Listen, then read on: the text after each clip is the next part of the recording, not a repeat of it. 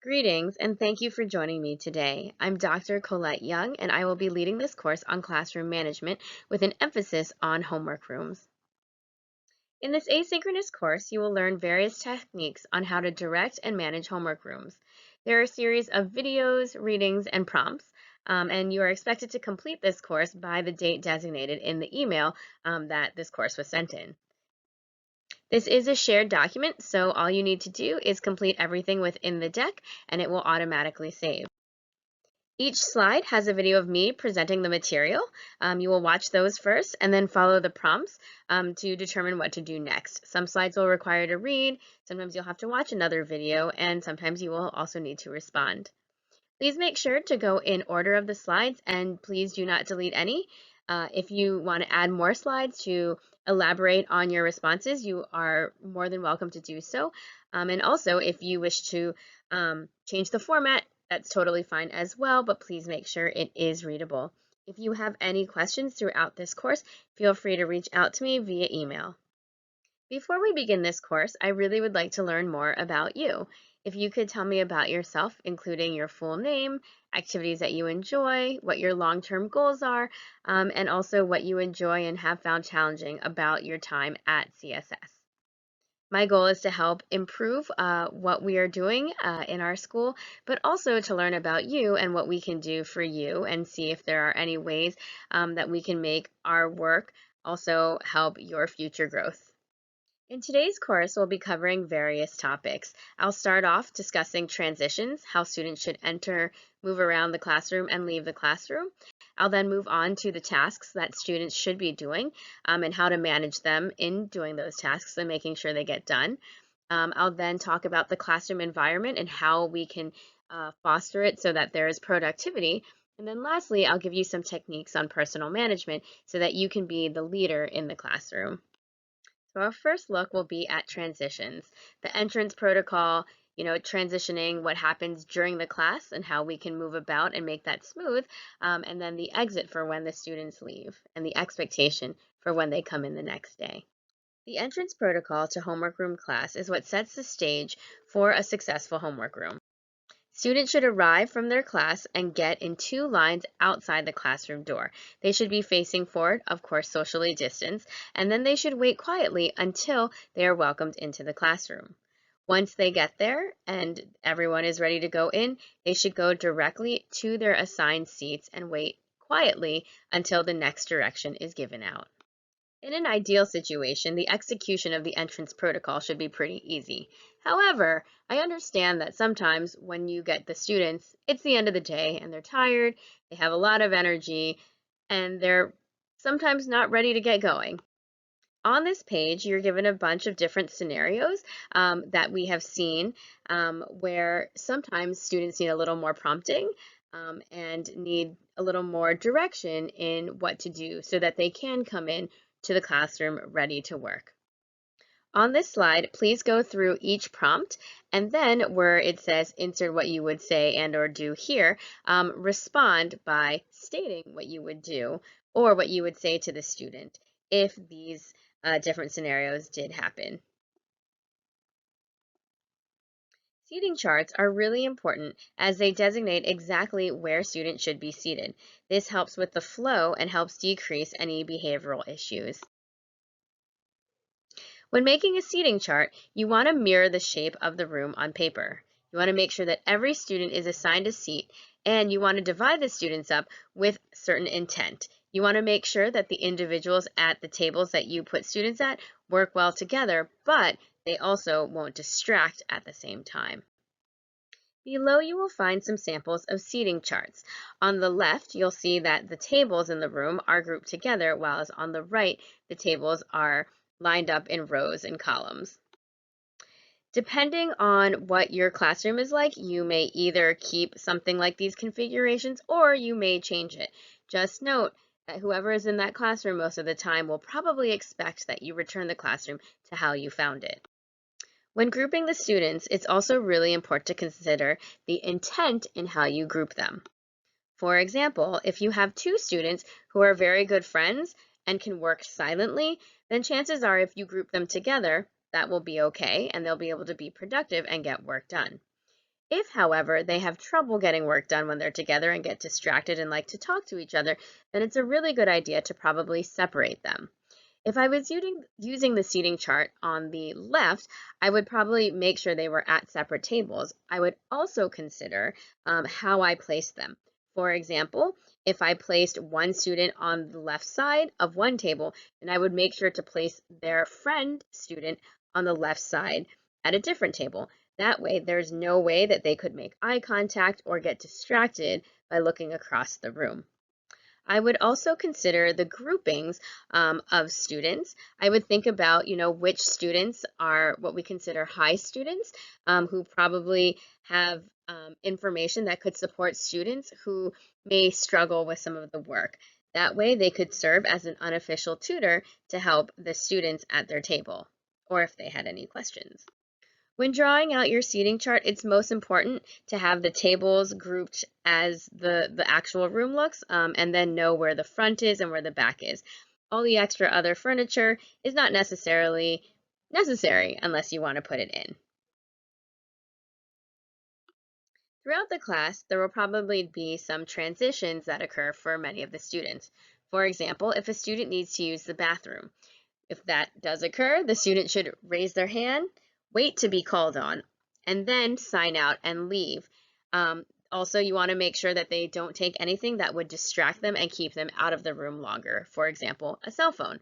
So make sure they leave it and leave it in plain sight so that you can also see it. Once the students have returned back, make sure that they sign back in. If a student has office hours or meetings with another teacher, you want to make sure that you verify that they are actually going to see another teacher and not go hang out in the hallway. Have the teacher provide a letter or ask the student what classroom the teacher is in and make sure you call them and verbally get confirmation that that student is going to meet with the teacher. Once that happens, have the student sign out on the log and then when they return, sign back in. Once in a while, students will also need to retrieve materials, whether it's from another classroom or possibly from the OSS or wherever the main hub is. The same protocol should be used as the bathroom. Students should raise their hand, wait to be called on, and then they should sign out, leaving anything that they would take away, like that might be distracting, like the cell phone. Go get the item that they need, and then when they return, make sure they sign back in.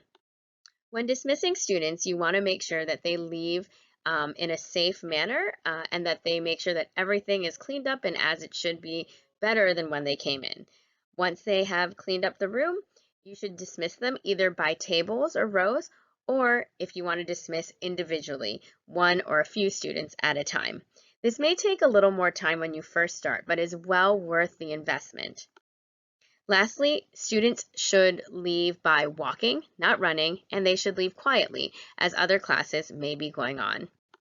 In this next section, I will be discussing the tasks that students should be doing during their homework rooms. Before homework can actually get done, it's really important to know what assignments need to be accomplished. Ideally, students should have written down all of their assignments in their planners. However, sometimes that is not the case. To help with this situation, it's really important to identify reliable students in your homework room. Reliable students are those that write down all the assignments and know what needs to get done. You should have the reliable student write on the board for each of their classes what each assignment is. Make sure that you have a student from every section in your homework room. Once they have finished writing down the work, it should look like the picture on the left. Students should make sure that everything matches in their own planners. As the homework room monitor, you should make sure to circulate and make sure that everyone is writing it down. Prior to coming to the class, make sure you have identified your reliable students and make sure that you also have backups. For this task, I would like you to identify the reliable students in your homework rooms. Please take a look at your rosters and help identify who those individuals will be. Please make sure to write their names in the blocks with the appropriate classes on the designated days. Please note that it is okay to have the same individual for multiple days, and please know that sometimes you may not have homework rooms from students in 6.4 or 7.4 or 8.4. After students have identified what the assignments are, they can then begin doing the homework process. Students should keep their planners out, and as they work one subject at a time, they should cross out what they have completed. Once the students have finished all of their tasks, they will then call you over to make sure that everything has been crossed off in their planners. At this point, you may choose to spot check them. That means you can say, hey, show me whichever assignment you want to see, and then you can look at it and see if it's done or if there's any blanks left. If you do notice that it looks like there's information missing, you may prompt the student to sit back down and to go ahead and keep working.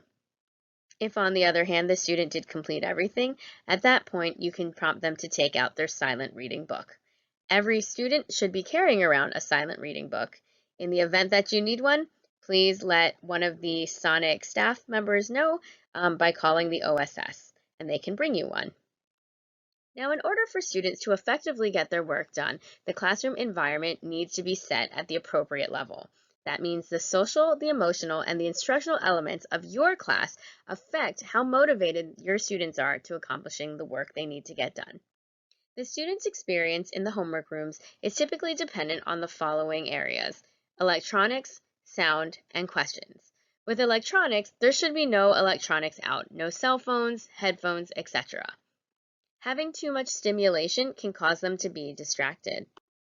Sound. There should be very little or no talking at all. The only time that there may be some talking is if you permit students to explain information or share with the class. In the event that there needs to be a little more explanation, I highly recommend sending the students outside the classroom to work together. Please make sure, of course, that it is a controlled number. You don't want to send too many students all out at once. Overall, your room should embody a library-like setting. If students have any questions, there is a protocol. They should raise their hand and wait quietly until you answer and call on them. Please make sure to not answer the student if they do not follow the protocol and/or use a respectful tone. By managing these topics and these areas will allow the experience of your students to be more productive and get more done. Here are the homework room rules for all of the middle school homework rooms. Number 1, students must sit in the assigned seat given to them by the homework room monitor. Remember, earlier in this course, you came up with an assigned seating chart. Be sure to use it. Number 2, no talking. If there is a need to speak to an adult, make sure the student raises their hands and speaks in a quiet and respectful tone, avoiding disturbing others. Remember, do not answer a question if the student is not following protocol. Number 3, students are not permitted to use electronics of any kind. Once the students are well aware of the homework room rules, then we may slowly permit the use of electronics, provided that it is absolutely needed by the teacher. In that case, the teacher will need to write to the Sonic staff and let them know prior to the homework room that an electronic should be permitted. Otherwise, make sure that students are not using electronics of any kind. Fourth, students may not eat or drink anything other than water. Lastly, students must sign out to go anywhere, one person at a time, with the exception if a student needs to meet with a teacher. Make sure you keep track of your logs and make sure that everyone is signed out and signs back in. Also, if you notice that a student is missing for a long period of time, typically more than like 5 minutes, please make sure to call the staff in the OSS to help locate that student. In this last section, I will be going through personal management of yourself and how to foster you being the leader of the room. You are the model for the students. They will mirror what you do. Therefore, it is important to set the example that you want your students to embody. Staff should not be on their phones or have any electronics out. In the event that you need to check for an emergency, have it on the desk where students can also see that you're not looking at other distracting material. Sometimes I understand that you do need to check in for attendance. Again, if you need to do that, make sure that the phone or the electronic is lying flat where other students can see that you are doing your work for work. When you're managing the room, make sure that you circulate. You should move around the room several times throughout the period. Make sure to break the plane, which is that imaginary line that tends to keep the individual in charge at the front of the room. Make sure you step over that line, go down the rows, go down the columns, look over their shoulders to make sure that they are doing what they are supposed to. This also helps identify whether students are getting distracted or sometimes hiding things in their laps. You also want to keep in mind that you are the position for power. Make it clear that you own the room and that you can go anywhere and check on what they are doing.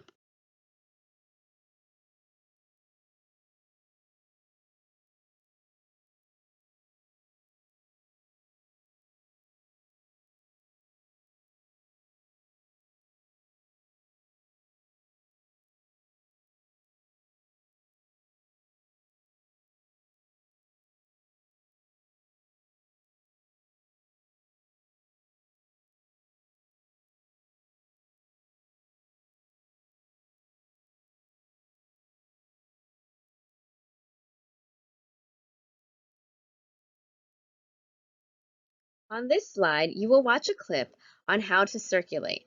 After, you will answer the questions below using the prompts in red. Feel free to watch this video a couple times before answering.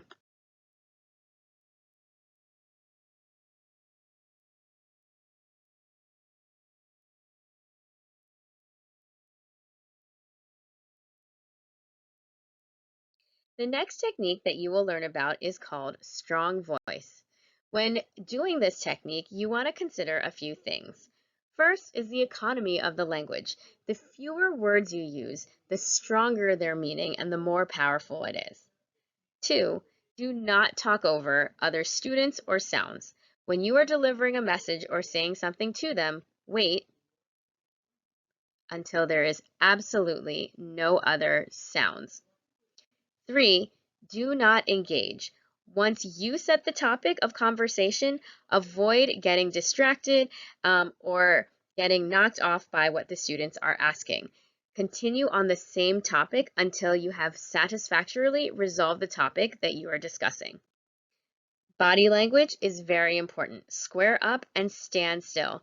Show with your body that you are committed to the request and make sure you make direct eye contact. Lastly, quiet power. Drop your voice and make sure that the students strain to listen to what you have to say. It is actually more powerful to talk softer and at a slower pace than it is to talk very loud and quickly. Your words will have more meaning. Go through these key points again for strong voice and then watch the sample video here on this slide.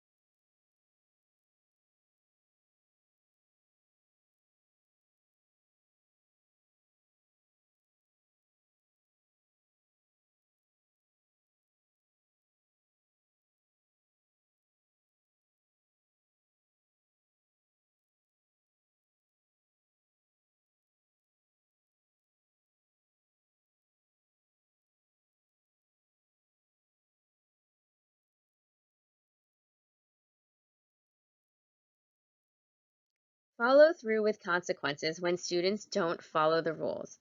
If a student gives you a difficult time, don't be afraid to call their parent and explain what the student is refusing to do. Also, make sure to document that. Use your judgment when calling the parent and disrupting the class or not. If it's something where you cannot leave and you are the only person in the classroom, hold the student afterwards and call the parent. Again, make sure to follow through. Or another option is to let Phoenix or any of the staff in the OSS know. Thank you for joining me in this course.